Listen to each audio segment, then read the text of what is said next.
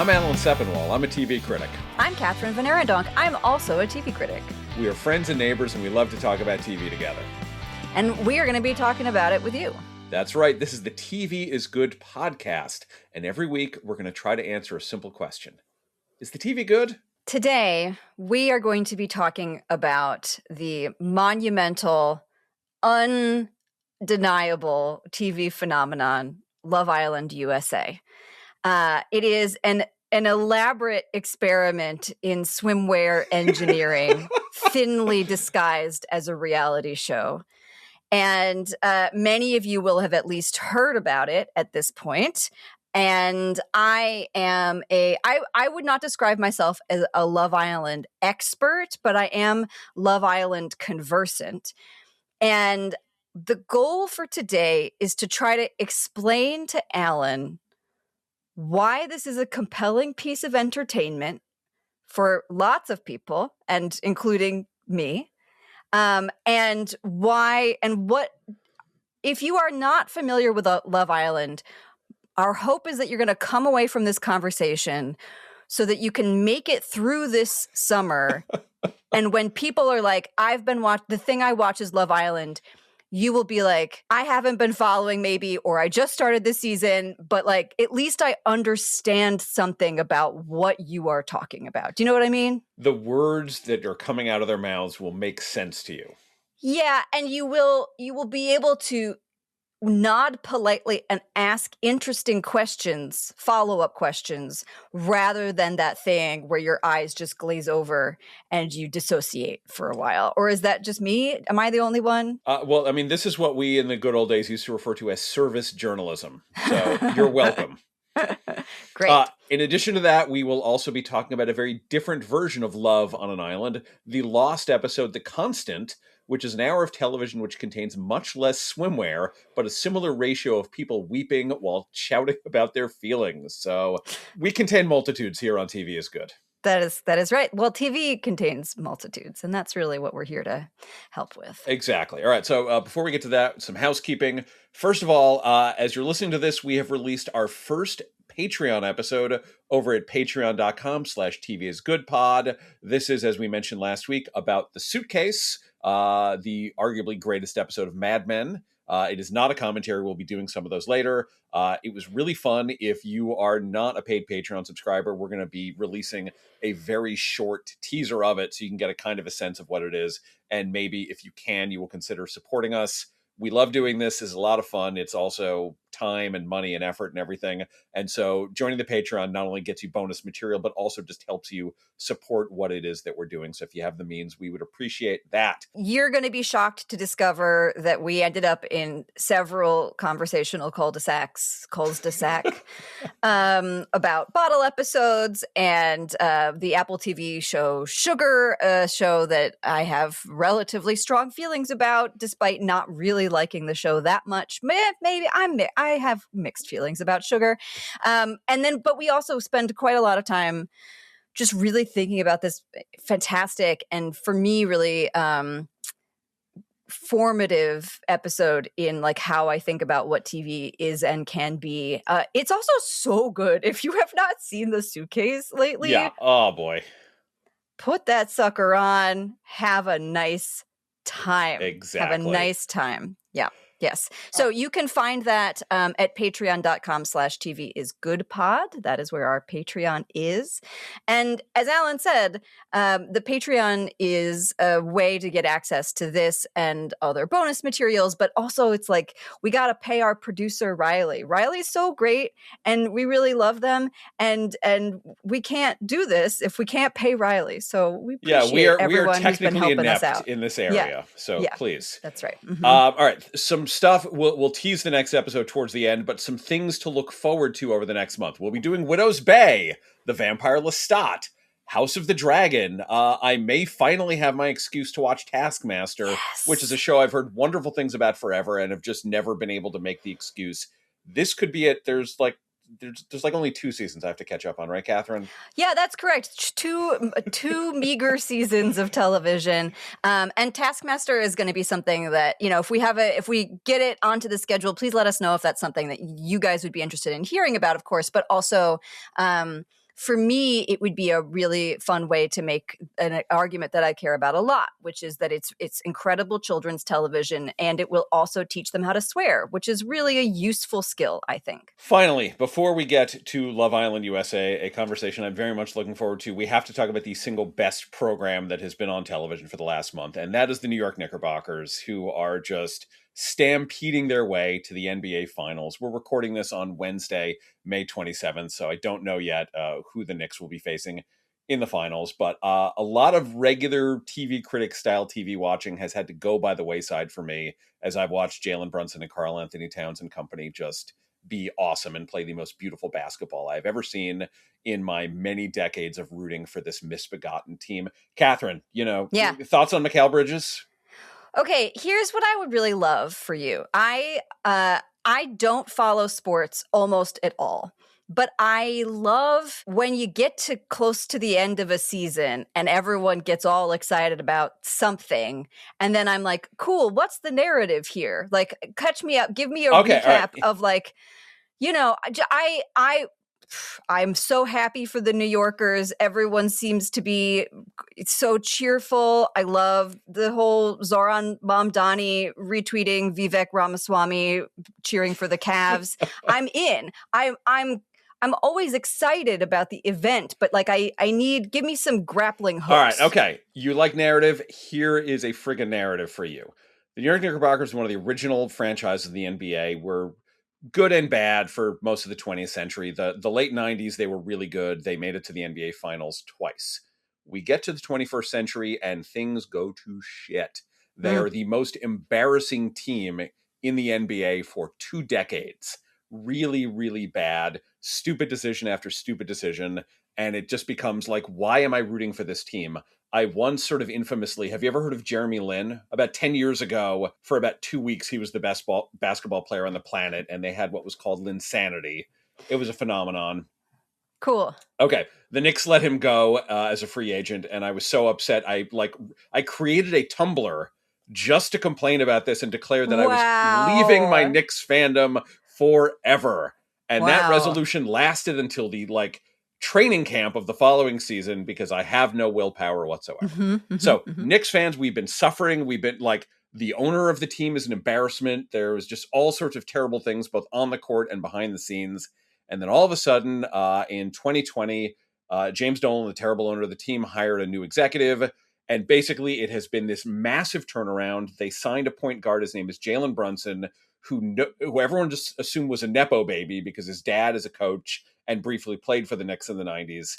And it's like, okay, he's pretty good, but the Knicks have overpaid for him, and they're just bringing in people that they know, and this isn't going to work. And instead, Jalen Brunson turned into one of the best players alive, and suddenly this colossal embarrassment is one of the best teams in the NBA and is potentially 4 wins away from winning their first championship since before I was born. So that is your story. So it's a Ted Lasso situation. A Ted Lasso, exactly. We have to believe they're tapping the sign. So great. Well, it has been best glorious. Of luck to them. And I'm sorry to people listening to the show or to reading me at whatsalanwatching.com if I'm maybe not as current on current TV. But God, I gotta watch the Knicks. When does this end? Well, the game 1 is on June 3rd. It is a best of 7 series, so there could be as few as 4 games, could be as many as 7. That'll go for about 2 weeks. Okay. And then finally I get my regular television back, but hopefully I will be getting it back with the Knicks having a trophy. We'll see. That's so exciting. Everyone's going to get shirts. Oh yeah, no, I'm pre-ordering shirts already. I'm very excited. It's also good timing because what little I have been able to absorb about the schedule of how one watches these things suggests that it's a fairly immersive experience, right? Yes. Like you have to be it's like every other day there's a game. It's been every other day so far. I think there's 2 or 3 days between games in the finals, which will elongate it and allow them to make more money. Sure, edging. Yes, often the phrase that I think of when I think of the New York Knickerbockers is edging. Great. It's a phrase I think about a lot in the context of, or word I think about a lot in the context of Love Island USA. Oh, look at you. Transition. Very nice. Very nice. The other really relevant bit of context for that is that it sounds to me like this sports fandom it requires a great deal of your time. Yes. And the timing is actually uncannily similar. The first episode of this next season of Love Island USA is going to begin on June 2nd. First of all, Alan. Yes. What's your relationship to reality shows? Okay. This is important. 2000 Survivor debuts. Great. We're doing like the full harp. I'm Gen X. I grew up watching The Real World. I watched, I think, the first 4 or 5 seasons. I may have tapped out around Miami. Like, I liked it when it was still like people are living their lives and they're also in this house. And when it just became, you cannot have a life outside the house and you have to do whatever the producers say, that is when I kind of lost interest. But Survivor, I was obsessed with. American Idol, I recapped every episode of for a long time. And then sometime around when we started really getting into peak TV, or maybe it was when I started working at HitFix in 2010 with my good friend and former podcast co-host Dan Feinberg. He was already covering those shows and Amazing Race and the other vintage reality shows I was into at the time. And so there was no need for me to write about them. And then we were starting to get into peak TV and it becomes, well, if I'm not writing about this thing, I can't really spare the time to watch it, especially when I like other things better. And so reality TV very quickly fell out of my diet. And I will watch some, the family and I, we love, Somebody Feed Phil, some travel shows, one of the Stanley Tucci Italy shows has gone into the rotation lately. But like, Project Runway, Top Chef, Drag Race, Trader. I've never seen an episode of Traders. I'm aware that all of my friends love Traders. I just haven't seen it. It's not that I'm like anti-reality TV. It's just at a certain point, I had to make triage and I had to cut away a whole swath, an entire genre of television in order to be able to function with what I do. Like, how do you do it, Kathryn? You have 2 small children. They require more hands-on, like, parenting than mine do. And yet you're watching Love Island and almost all of the stuff that I watch. Yeah, I mean, it's not going great all the time, if I'm honest. I don't really ever, I mean, it's like when anyone asks you, right? Like, how do you watch everything? There's not a good answer. And you just sort of, you're like, every single day is, it's like that thing where my calendar and my watch schedule is like when you pull up the floorboards and then you're like, we got to call an exterminator. Like this is the vibe. And so, we make our choices and we do our best. But I do think part of the reason we wanted to have this conversation is peak television looked like a very specific, narrow kind of thing for quite a long time. And as a part of my work at Vulture has evolved over the last several years, and I know you were feeling this at Rolling Stone, and I'm sure you are also feeling it among some of your readers of the newsletter, reality TV is like, it's the thing people are watching. It is, It has increasingly moved out of this, like, this is this nether world of thing nobody wants to admit to, and really dominated a lot of the television conversations in the last several years.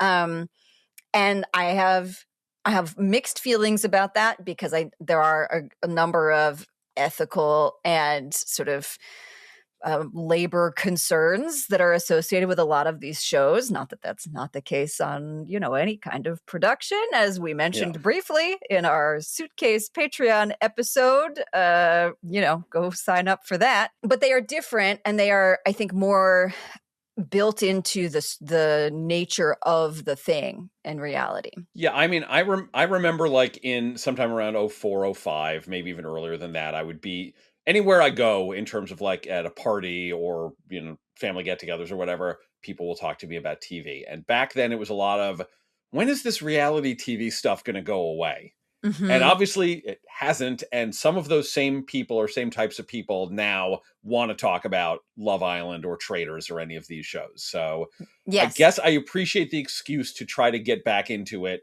to a degree. We will see over the course of this project that you and I are doing together how much I will actually be able to incorporate into my viewing diet. Kathryn, tell me about Love Island USA. Great. So Love Island, we're going to focus on Love Island USA. And this is largely because of my own triage. I am not as conversant with its mothership, Love Island UK. But they are connected projects in more ways than just the premise. So Love Island UK started in 2015 and became this wild phenomenon. And obviously, whenever there is a reality premise that does really, really well internationally, producers are jumping all over how to port that over to American audiences. And there are a number of reasons why, unlike a lot of the K reality shows that do really well on Netflix, you really needed a Love Island USA specific version rather than just having all of the Americans watch the UK version, which they do. There's an enormous American fandom for the UK version. But Love Island has some very specific things about its DNA that make it region locked in a way that is not the case for other reality shows. Now, again, not locked, like Americans are watching UK left and right, 100%. However, this could only be made with American contestants. Not so much. Okay. This, you need to be in a United States time zone to participate. The premise of Love Island in any of its iterations is a very familiar one from a lot of reality shows. There is a villa. It is in a tropical location, and there's a lot of very hot, very sweet or mean or angry or traumatized or ambitious or whatever it is, young singles who arrive in the villa and they are gonna hook up with each other. Like this is a tale as old as time. Yes? Maybe not as old as time. I mean, the bikini was only invented in mid-20th century. The difference, the distinguishing elements of Love Island are these. The singles are all in this house, and they can't survive through whatever the next round is. And I'm kind of doing quotations around round because there's a fair amount of Calvin ball in the structure of this show. They cannot survive unless they are coupled up. You have to be in a couple with somebody else in order to not be eliminated. And every round, people get to vote. They get to go on the Love Island app, and viewers are actively participating in the process of both coupling people up and deciding who should be eliminated. Again, we've had elements of this before in shows like American Idol, any of the ones where you're texting, who The Voice, who you think gets to stay and who you think should leave. This is familiar. The Love Island does add the fun element of occasionally then asking viewers to be like, this person should hook up with that person. And What? So you are kind of moving dolls around the house. Not always, but that is also a feature of it. Wait, hold on. So you do not necessarily even if you're not into somebody, if the audience says you have to get with them, you have to get with them? Sometimes. Okay. Yeah. So the whole villa is rigged with cameras. Yes. Like a Big Brother house. Mm-hmm. This is not a show that is built like Love is Blind, where you have human operated. I mean, there are human camera operators, but a lot of the footage that you're watching is this surveillance style. There was a camera set up in the kitchen, and there's one in the makeup stand, and there's one in the bedroom. And what this allows them to do is to cut together footage quite quickly. And so, unlike most reality shows, there is a new episode of Love Island most nights of the week for several weeks. How many, when those episodes are and how many weeks has varied somewhat across the runtime of this show. But this is what I mean when I say region locked, because there is a new episode that comes out every day. And then you, as viewers, have a fairly limited period of time to watch that episode and then vote before the results of your vote have real impact on the island. And so if you are watching an international version, like your voting period is happening partially in the middle of the night. Episodes are coming out not timed to where you are. And so it is very helpful for the viewership of something like, a show like this to have, like, this is the US version. And is this the kind of show where you can dip in and out, or if you're watching a season, you are pot committed every night to watching this thing? I mean, you can turn on Love Island whenever you like. They're going to do their best to recap narratives so that when you turn on an episode, you're not completely at sea, but you will 100% have missed all of the lore. And this is, I think for me, this is like the main reason why this show has become so incredibly dominant in the last couple of years, and why its move from CBS to Peacock has been so important for it. It requires this habitual connection to it. And as television has drifted farther and farther away from weekly appointment viewing, people still really miss having a thing that's like, I know this came out today and it is important for me to watch it so that I can be a part of the conversation in what is happening in television. Yeah. And Love Island, you got to keep showing up. You can't fall too far behind, but it's not 10 weeks of an Apple show. It's like a 4 to 5 week period in the summer that you are committed. It's like playoff season for sports. Sure, I get that. And so it creates this communal experience. It requires you to really lock into the communal experience for you to be engaged. And then, of course, you are waking up every day and you are saying, I cannot believe the challenges that they did last night. How do they have the production value for that stripper pole, right? Like it just is, it's shared in a way that I think very little television is in the way. I miss it. It's so good. It's so important. Okay. So what questions do you have? Lead me through what you would like to know. Okay. So again, going back to the prehistoric days of reality TV, Big Brother comes over from Europe to America. And the first season is a catastrophe. Just nobody's watching. It's tedious. The audience is repeatedly voting out anyone who is remotely interesting, because anyone who's remotely interesting is in some way like bad. And like they want to keep the nice people around, and the nice people are the most boring. So after the first season, they completely reconceptualize everything. And among other things, they get rid of the audience vote. And it becomes entirely a game, player strategizing, etc. And it becomes much like Survivor and all of the other ones. You've got your audience participation aspect of it. This is many years later. What is are there specific types that the audience seems to really pull for or push against? This is another element of why it took Love Island USA quite a while to really connect with people, and has been an important part of the Peacock era of this show and its success.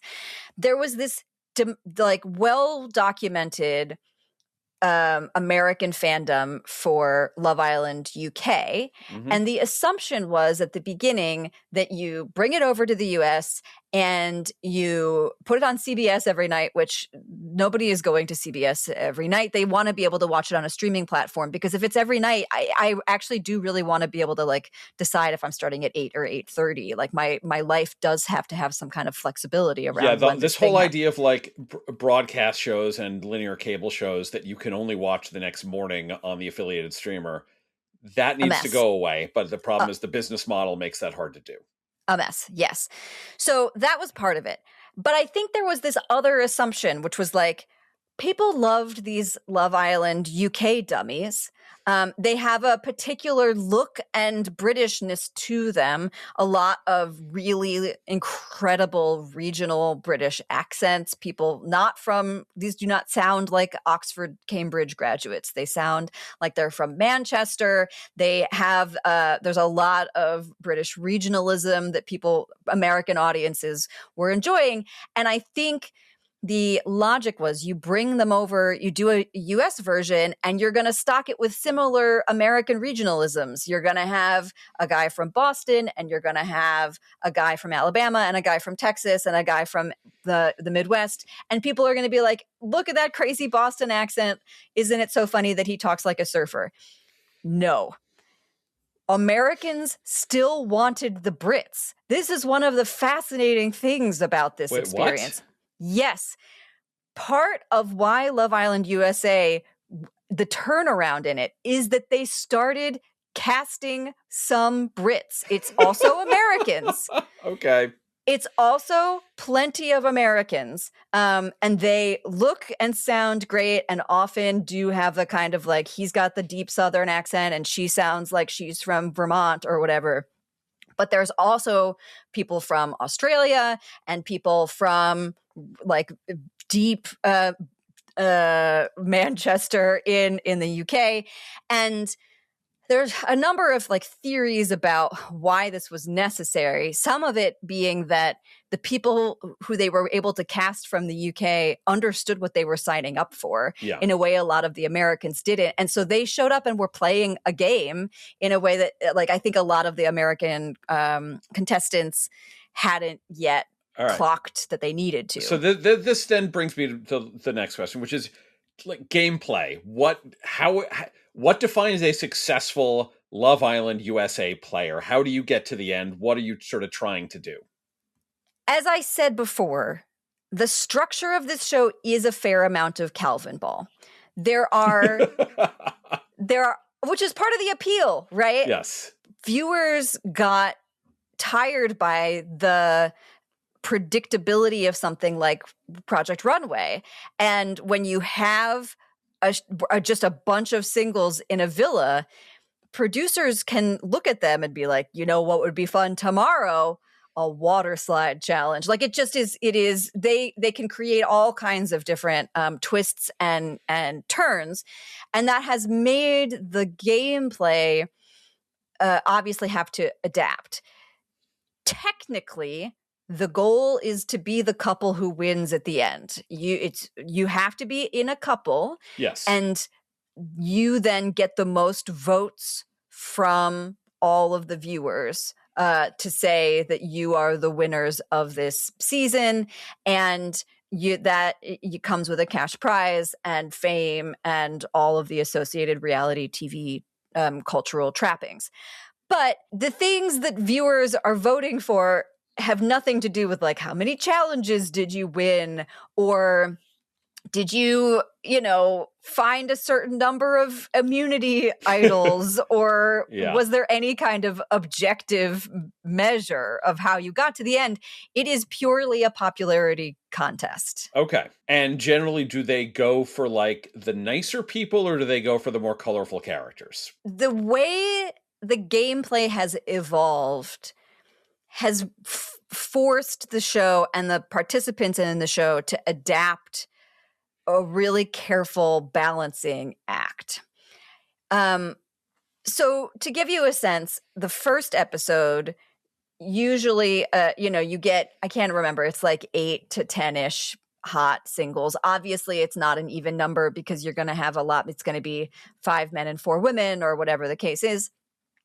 And they then all start doing that. Do you like him? Do you like her? And just like something like The Bachelor or Love is Blind, you have to do a fair amount of staring into the camera and saying, I really like this person. Even if I were not here on this island where everyone is watching me, I would be interested in dating this person. Because everyone has figured out that the appeal of the game is feeling legitimately. And I think there's this belief among people who have not been following the last, several years of reality TV that stems from this memory of the end of The Hills, where it was like we all know they're not friends. We all know this is fake. As you're driving away, the backdrop goes up and the whole artifice of it has been revealed. And how can you keep watching reality TV after that? Because you know that this whole thing is fake. And we are now in a completely different era of how people engage with these shows. The artifice versus the authenticity is like a QAnon style decoder ring that you then become invested in. Yes. Which parts of this are fake? Which parts of this are real? I know this whole thing is fake. I am going into this thing with a baseline understanding that all of this has been created. And yes, producers are manipulating them. And yes, of course, their motives are suspect. But do you think, look at how he looked at her. I think that was real. I think despite what he keeps saying to the cameras, he is into her. And so this is how you continue to find these stories to be compelling, because it is the kind of work that everyone does in your real life, where you are with all of your friends and you're like, she keeps saying that she wants to break up with him, but look at her. Why are we still going out with them all the time? She should just do it then. It is a really satisfying kind of interpersonal decoding that people like to do. This is a long-winded answer to say that winners of Love Island have to be effective manipulators of both sides of that. Yeah. They have to be able to have played the game, have demonstrated their willingness to stab people in the back, to be strategically smart about the choices that they are making and who they are connecting with and who clearly is not an audience favorite. But they have to be doing it in a way that is subtle enough that there can still be this enormous fandom that says, but I just think they're good for each other. Like, I know it's fake, but I think they're good for each other. Yeah. You know? Mm-hmm. Yeah. Yeah. All right. Okay. So tell me more about the show. Hold on. Before we do that, I did Wikipedia it. So a couple things. The bikini was officially invented in 1946. Great. Yes. By Louis Réard in France, named after the Bikini Atoll, where the first public test of a nuclear bomb had taken place. This is all super relevant to Love Island. However, there is evidence in antiquity of these. There is a mural that was found circa 5600 BC that depicts a mother goddess astride two leopards wearing a costume somewhat like a bikini. Diva. And the two-piece swimsuit can be traced back to the Greco-Roman world, where bikini-like garments worn by women athletes are depicted on urns and paintings dated back to 1400 BC. Yeah, so, you can't be telling me that like people weren't wearing basically a bikini going back for as long as okay, fine. Existed. So Love Island USA is baked into our DNA as a species. Yes. I apologize. A couple of other important points to think about when you are understanding how Love Island works. The one thing that always happens is that there are bombshells. So you're not just following these same people, and it's why you can't just necessarily come in halfway into the middle of the season. People are introduced regularly while other people are being eliminated. So you're like, all of the couples are settled in, everyone's pretty comfortable, and then it's like hot new single walks in. Are they going to be the cool new thing? Is it worth breaking up your couple in order to try to get on the new cool thing? So that's the bombshell. The other thing that happens is halfway through the season, there is something called Casa Amor. Okay, you've been warning me about this. I want to hear what is what is deserving of the hype regarding Casa Amor. So they switch which gender it is, but if there are more men than women currently on the island, the Casa Amor will be full of women. And if it's vice versa, it'll be full of brand new men. And everyone splits. The couples split for a week. So the men then go and do a kind of mini new version of Love Island over in... And then they bring in singles on the other side too. And then everyone comes back together and it's like, do you actually want to stay with the person that you were coupled in before? Okay. Or have you created this new connection with the Casa Amor person? How how are all of the loyalties going to work out? It is a really wild, like just blow up the entire thing midway through the season and then start over again. All right. Okay. So then this raises another question. Yes. On most shows, on the traditional scripted shows, people are always most invested in the original characters, and you start bringing in other people later in the series, and it's like tailies. Yes, exactly. Tailies or, whatever. Every now and then you'll get like a Ben and a Chris on Parks and Rec, but mostly it's like, we are loyal to the people who brung you. Yes. Okay, so now you're talking about, you've got bombshells and you've got Casa More people. So there's just waves of new additions who are not on the island to begin with. Do they tend to do well, or is the audience mostly invested in the original group? It is hard to say because often audiences stay invested in most of the people in the original group. However, sometimes even in the course of a few weeks, those dynamics can get so unpleasant and toxic that what you get instead is people being like, I have had it. I cannot deal with this person anymore. Dump them. I don't even care who this like anonymous blonde person is. They would be better. Just end this thing. And so people have flown way too close to the flame and for sure gotten dumped. And then you end up with a fair amount of new people by the end. Okay. All right. So that's something that happens. The other thing that I want to mention that really distinguishes this show is the voiceover, which was then stolen as an idea in Netflix's The Circle. Ian Sterling is a British guy who does the voiceover of a Love Island UK and also now does it for Love Island USA. And so as you're watching all of this kind of surveillance style footage of, for instance, all of the men making breakfasts for all of the women while all of the women sit in their little makeup stands, because it takes the women a long time to get ready every morning because they have to put on a full face of makeup. And so part of the ritual has become, not by the rules, just by the way Love Island culture has developed within itself. Yeah. The men make breakfasts for the women that they're interested in. Nice. And then who gets a breakfast? This seems like a nice group of people. Okay. Who doesn't get a breakfast? Did you give her 2 pieces of avocado toast or just one? Boy. All of this. She doesn't like the onions, and yet you put the onions on them anyhow. So as you're watching all of this surveillance footage, which is not shot by human camera operators directly, and so it's a little bit like, what am I even looking at? You then have Ian Sterling, who is both describing what is happening in the scene so that you notice that he only gave her 1 piece of avocado toast, but also lightly making fun of them at all times, which allows the show to own its own dumbness. It's not pretending like something like Top Chef or Project Runway that this is the best of the best.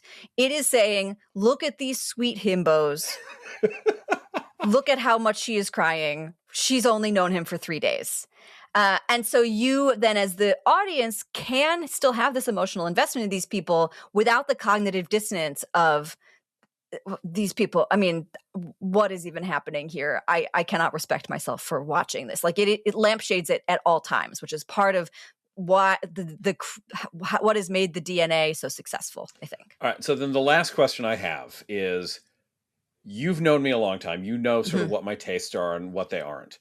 What is the one aspect of Love Island that you think, if I were to turn on Peacock on June 2nd, because the Knicks are not playing that night, and start watching, that would make me give up my beloved Knicks in the finals and just be watching Love Island USA for the next month? Okay, I'm not ever going to pretend that there's anything about Love Island USA that could compete with a lifelong fandom and a championship run from that has not happened since before your birth. Yes.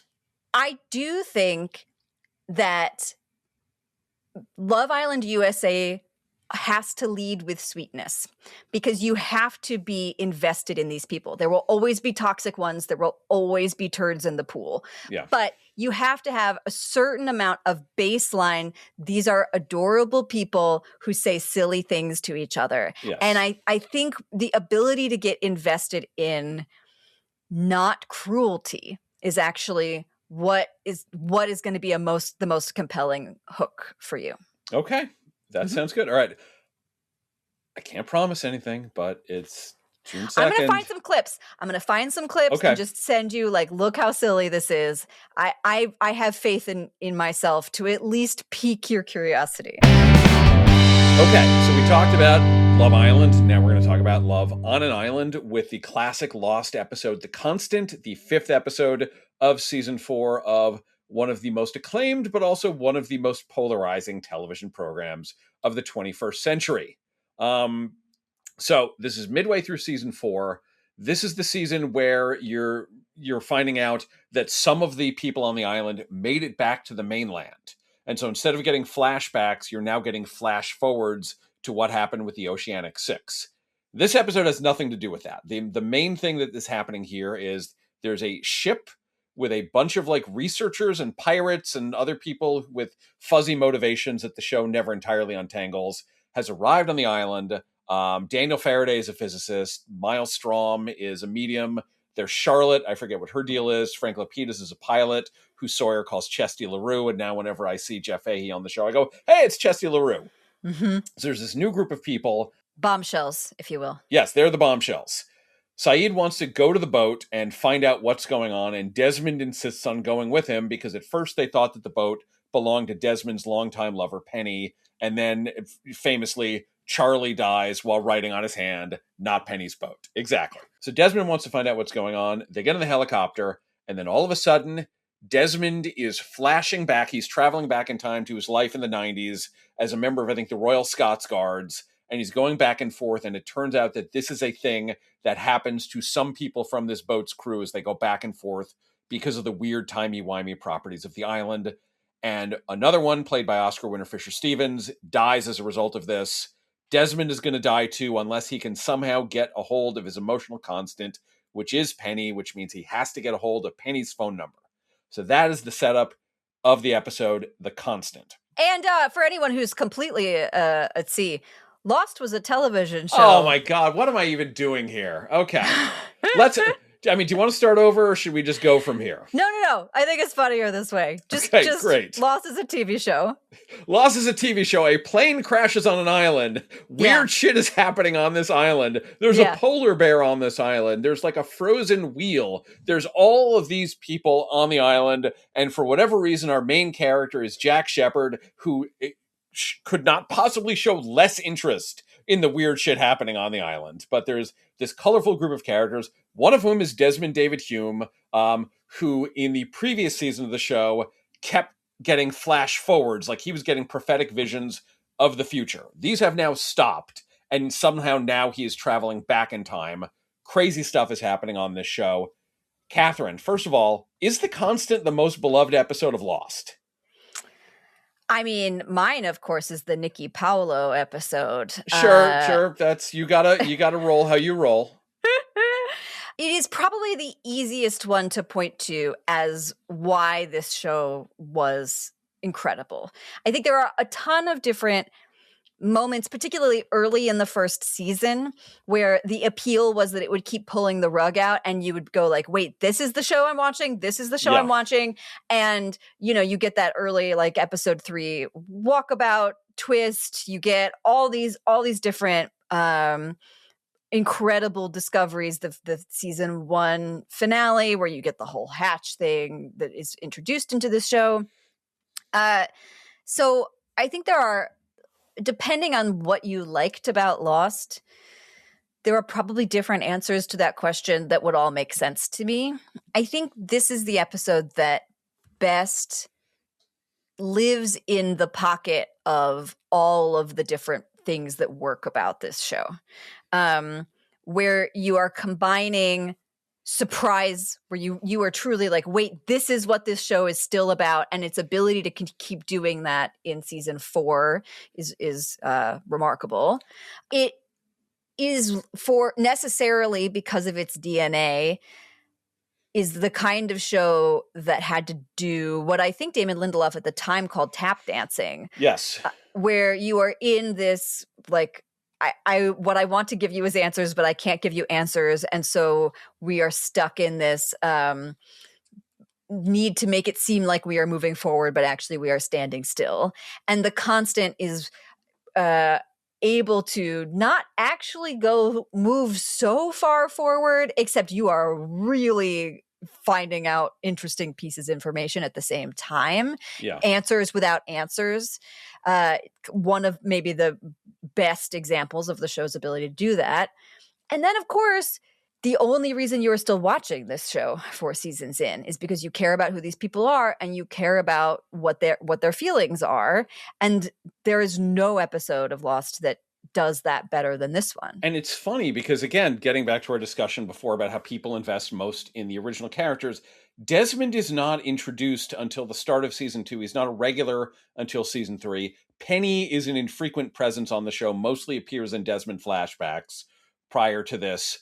And yet, like, this is the romance that people ultimately invested in, I think, the most. Certainly more than any of the triangle between Jack and Kate and Sawyer. And I guess eventually it became a quadrangle with Juliet, and there's some great stuff there. But, like, this is the swooning Lost romance episode. And you asked me, I think last week, about, like, how much I like romance. Fucking love the romance in this episode and the way that Henry and Cusick and Sonya Walker play the final scene where you finally do get the phone call. Like, I'm just, heart thumping out of the chest on that.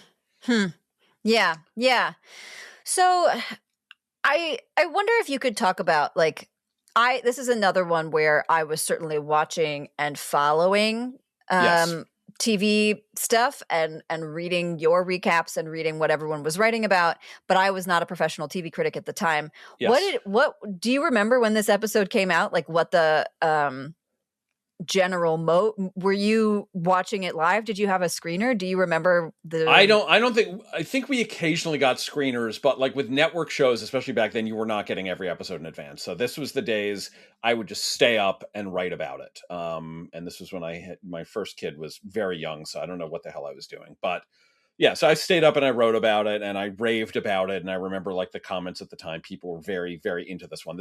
Sometimes you get, like, the thing that becomes recognized as a classic later. This was one you're watching, it's like, oh, this is something special. And it's even before you get to the phone call, just sort of, again, I think, and he's never been able to replicate at this and anything else I've seen him in, but Henry and Cusick is, like, so compelling as Desmond, and Desmond is, like, this interesting character and really charismatic. And then on top of that, you have all the stuff on the boat. And the funny thing is, the boat never amounts to anything. You've got Kevin Durand as Kimi, who's this super imposing physical presence, and I wish he had been able to play Jack Reacher at some point.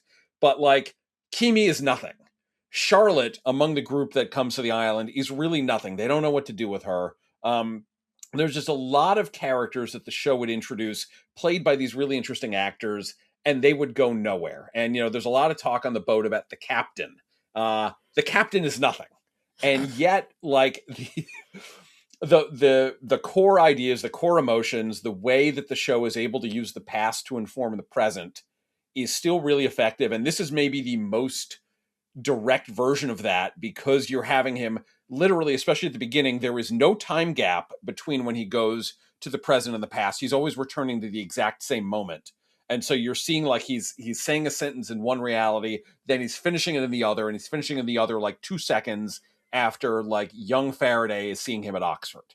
Mm-hmm. And then eventually you get to the phone call, and you're seeing Desmond walking away from Penny's flat in the past, and you're seeing Desmond on the phone with Penny in the present, and you're hearing the voiceover in the glimpse of the past, and it all feels like time is a flat circle. This is all happening at once, and everything that we ever go through in life affects what we're feeling in this particular moment. It's really powerful and really, like, beautifully done. And Lindelof and Carlton Cuse wrote this one. It's sort of like, when you get it's not always the case that when you get the showrunners writing an episode, it's the best.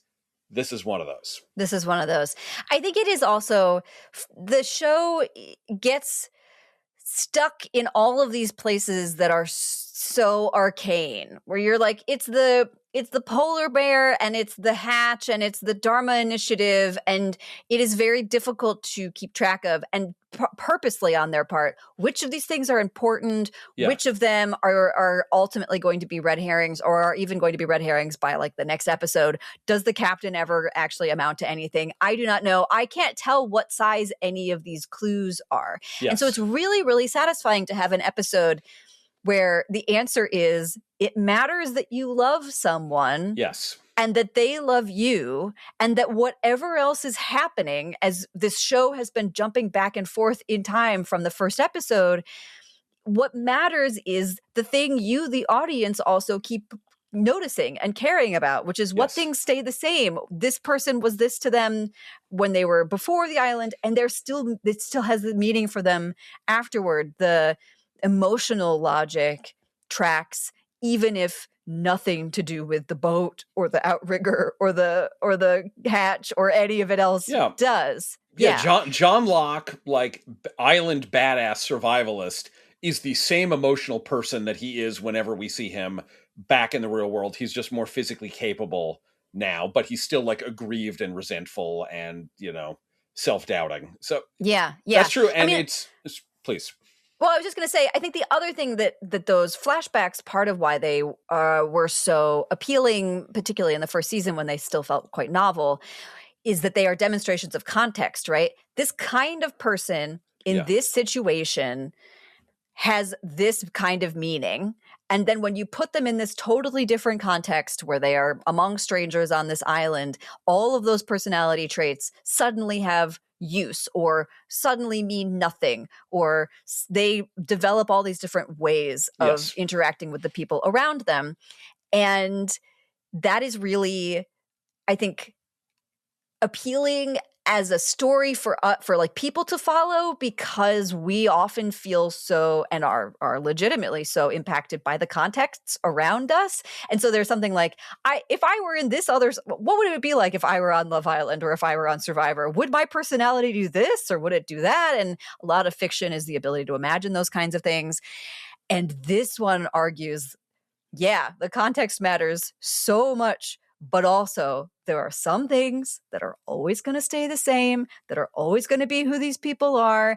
And it is so reassuring and comforting and uplifting to have that argument have weight within this show, where you don't know what matters. Yeah, and the thing is, when you get to the end of Lost, there were some people who loved the finale and some people who hated it. And I think I had not heard that. This is brand new information to me. Okay. I don't want to make it like a pure binary, but it does feel to a degree the people who hated it because the thing they cared about most on Lost was the mystery, the answers. And the answers for the most part were not good. And even Linda Loff will tell you that. But the people who liked it were the ones who were invested in the people, the characters on the show, who for the most part got very satisfying emotional endings. And you talked before about tap dancing. And there are definitely episodes in the run of the show that are just like, we have to do something here. We have to fill an hour. But there's also ones where they have to fill an hour and they do something beautiful with it. This is one of those. Trisha Tanaka is Dead, which is from the previous season, where Hurley and Charlie fix up the Dharma Initiative, VW bus. That's one of my favorite episodes of the show. It has no bearing on the plot whatsoever, but it's about the people. And that's the kind of thing that we have, for the most part, lost, no pun intended, in the downgrade. I'm doing the DiCaprio meme. God. All right. It's the thing that we no longer have when we've gone from 22 episodes per season of a drama to 10 or 8 or 6. There is no longer room for guys hang out and fix up a VW bus. There probably is not room for something like The Constant, because again, Desmond is not that important a character in the grand scheme of things, even within the plot of the show. Maybe they would do it and maybe they wouldn't. But I'm glad that it got here and it's very potent. But here's the other question I want to ask you, which is, I did, for the second never released season of the Too Long Didn't Watch podcast, I watched the 6 Feet Under finale with comedian Maria Bamford, and she did not like it. She had not seen the rest of the show. And even the closing montage did nothing for her. Release the archives. I need to hear that. I don't have the rights to it. I wish I could. But I remember watching it and I'm thinking, all right, we're talking. She's not into it. She's not into it. She's not into it. And I'm also thinking, you know what? To be perfectly honest, most of this finale is just okay. But I'm thinking, all right, we're going to get to the Sia montage with Breathe Me, where we see how everybody dies. And Maria Bamford's heart is going to grow 3 sizes, and she's going to love this. And she did not at all, because she did not have the context for it, which was interesting. But still, watching the episode, it made me think, how much of, when people talk about how 6 Feet Under maybe has the best finale ever, is that pretty much just that montage? And so I think it kind of is. Yeah. Yeah, okay, I think so too, in the case of 6 Feet Under, for sure. All right. So that brings me to this. How much of the constant, the fact that we love it, is the phone call versus the whole episode? I think it is less the case for this than it is in the 6 Feet Under finale for a couple reasons.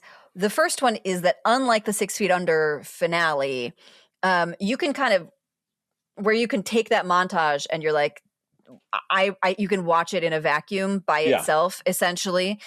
The phone call doesn't actually mean that much unless you have this buildup, and particularly of the stress of watching Desmond continue, like, further and further lose his grip in time, and of Fisher Stevens' head slowly exploding. Little asterisks here. If you haven't followed the career of one Fisher Stevens recently, I really recommend a browse through the Wikipedia page. He's like a highfalutin, like documentary director. Yeah, right I was now. not joking when I said Oscar winner Fisher Stevens. He produced an Oscar-winning documentary. Yes, and it's I have a lot of questions for and about Fisher Stevens, and I don't know if I'm ever going to get the answers, but maybe one day. Yes. So I don't think the phone call can be excised and appreciated on its own in the way that 6 Feet Under montage can. That's the first thing. The second thing is that I like a lot of the earlier stuff. I like the way that they don't do a lot of hand-holding about the time travel in the beginning, and you're sort of adrift trying to figure out what's happening in Desmond's brain. I really love the stupid, like, the mouse ran through the maze even though he wasn't gonna teach it to her for another hour. That's dumb. That's some Bill and Ted shit right there. Bill and Ted shit, and then the mouse is dead, because of course the mouse is dead. And yes, these are no wheels are being reinvented here, but it is so well executed that I am up for it.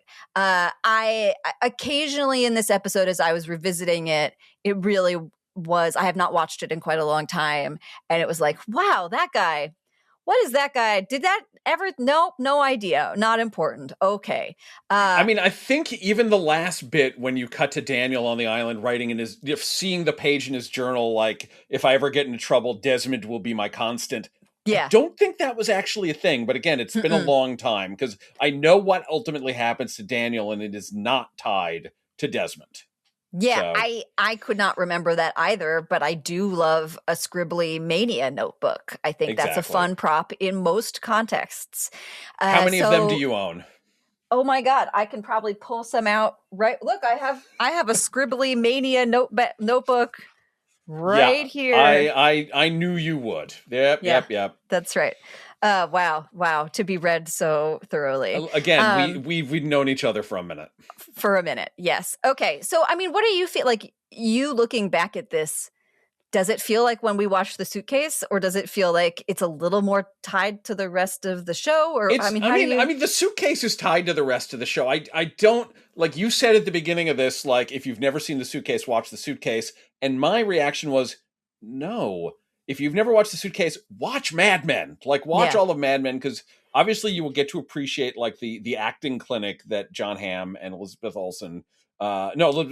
Moss as Peggy Olson put on over the course of that hour. But you're not going to appreciate it because you don't have the context of their relationship over the course of 4+ seasons or 3+ seasons.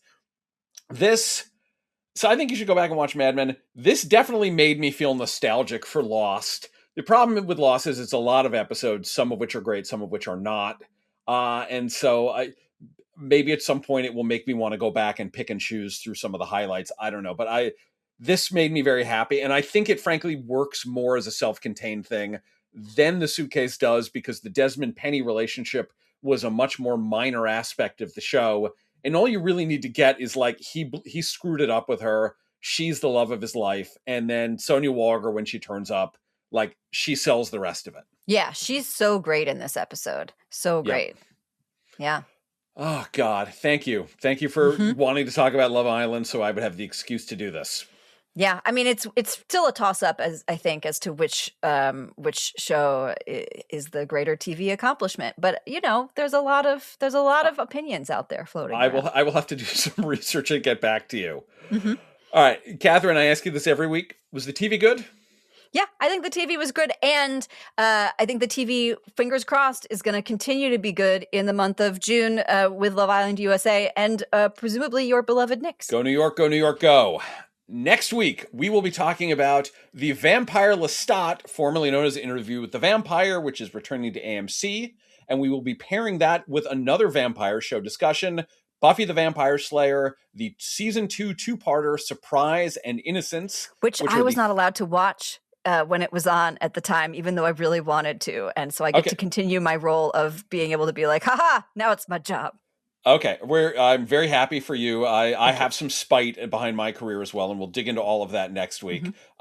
Those are the 13th and 14th episodes of season 2. If you want to catch up, they are on Hulu. You don't have to. Unlike when I started this Lost segment without explaining what Lost was, we will give you full context, although the title tells you a lot of it already. She is Buffy, and she slays vampires, and I'm really looking forward to it. And as we mentioned at the top of the episode, and also throughout the episode, and we'll continue mentioning, we have a Patreon. It is at TV is Good Pod.